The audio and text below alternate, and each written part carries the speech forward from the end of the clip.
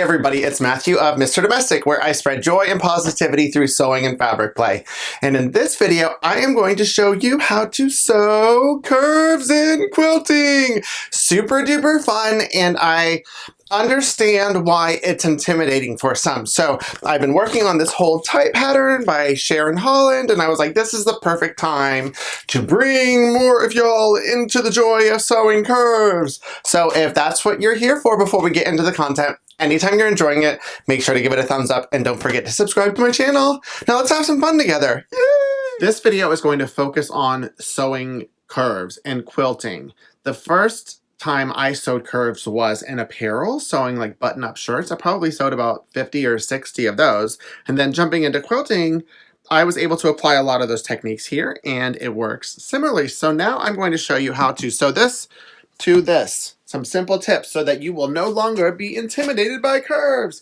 I'm working on this hold tight pattern by Sharon Holland. It is just adorable, and I want more people to make it, so hopefully this will help. And then if you really get into curves, I would suggest getting this.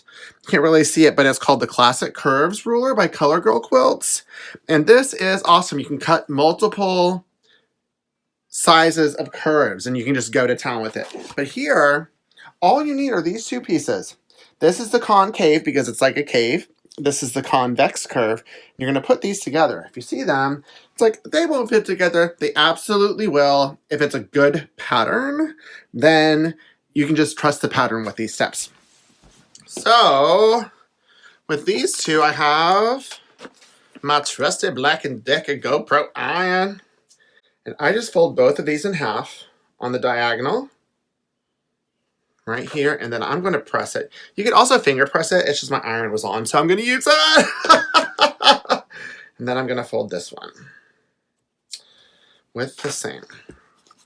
And then for this next step, you can use clips or a pen, but I like glue. It's my favorite sewing notion. So as you can see, I placed the center line where the curve was, whether it's concave or convex.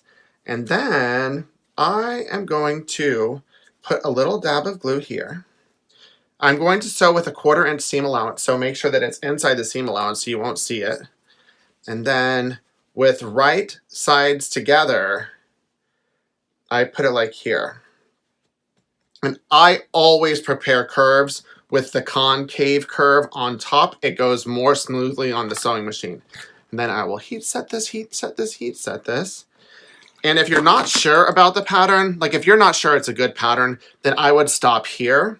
And then I would sew from this center line here, this center line here, and then it'll just end naturally where it needs to. But since I know this is a good pattern, I'm going to put a dab of glue here.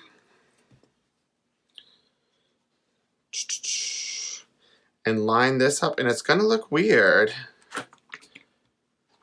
Just put a dab of glue there, dun dun, heat set it. I'm going to put a dab of glue here. And heat set it, boom, boom, boom. Right here. And then, ta-da, ta-da, ta-da. Then this is what it will look like before you go over to the sewing machine. And all of those points, the 3 points, that's all you need to do. Now let's go over to Alfonso and get our sewing curves on. Okay, so now I have this over at my sewing machine. I'm going to start on this side. Remember, the concave is up. And I have my 1/4 inch foot on here. It just makes everything super duper easy. And I am going to start sewing. And since this is a good pattern, I just follow the natural curve. This, because of how it's cut, it's almost on the bias, and it will naturally curve with you as you're sewing. But I use tweezers just to ensure that these are lined up as I'm sewing. See? Ooh. Ooh, look at this. It's just sewing, sewing, sewing. And then now I've hit the center point. I'm going to flatten this out and then help this create the natural curve. Just like that. And since it's a great pattern, once again, it will just stay there. And then this is where I'll bring in my tweezers.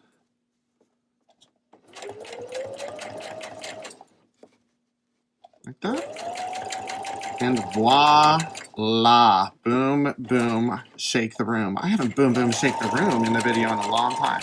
But this is definitely worthy of that. Ta-da! So now here is the completed sewn curve, the back.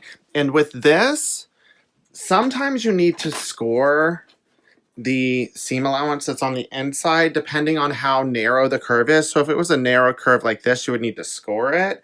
Since it's going this way, if you were, I don't need to with this one, but if you were, you would like create little, I'll do a one, it won't hurt it, like little triangles like this, just to allow it to fall better. But I don't need to with this type of curve. I've already done a couple. And since it's quilting, I'm going to push this seam allowance towards the center so I don't bulk up the seams like this. Boom. And as you can see, it falls flat.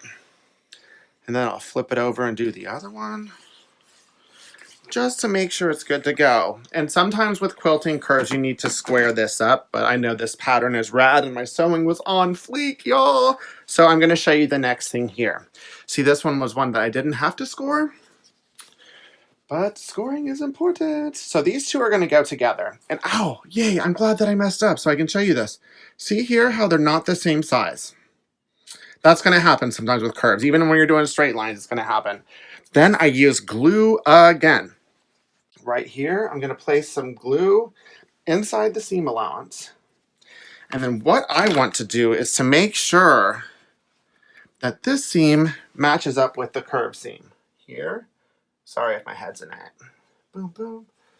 And it's going to be a quarter, so there. So now I know that these are good. And I'm going to take this over to my sewing machine and show you what I do just to ensure that that the two curves meet where they're supposed to. The thing that I did here was I lengthened the stitch to 5 millimeters just to baste it to make sure that it's going to hit right. Because if you do a regular stitch and it's not hitting right, then it's harder to pick out. So let me just see this. Ooh, see? Boom! That fits together magically. I do that on a lot of stuff. Baste it and just sew a little bit and then test it out. And then right here, I'm going to make sure that that matches up. Right here, you can clip it if you want to. I'm just going to go to town. And why I say this is because see how it's shorter here? Right there? You know what? I'm going to go ahead and sew it on this side so you can see what happens. Let me shorten the stitch back to 2.5. And I'm sewing. Ooh. Let's see how it's going to start narrowing off. The most important thing for this, just to next level your curves, is to make sure that those 2 points meet. And it's okay if some of the seam allowance isn't a quarter, because it's still strong, it's not going to go anywhere. And then boom, shake the room. Again, I did it, see? That is one foxy, curvilicious block. So yay! I haven't finished the quilt, but I started the top, and look. Curvilicious, yes. Curvilicious, yes. Hopefully I've given you at least a few tips and tricks to get you over the hump of sewing curves and quilting. So if you enjoyed this, got a laugh, or a tip or a trick, make sure to give it a thumbs up, and don't forget to subscribe to my channel. Keep it positive, y'all. Mr. Domestic out.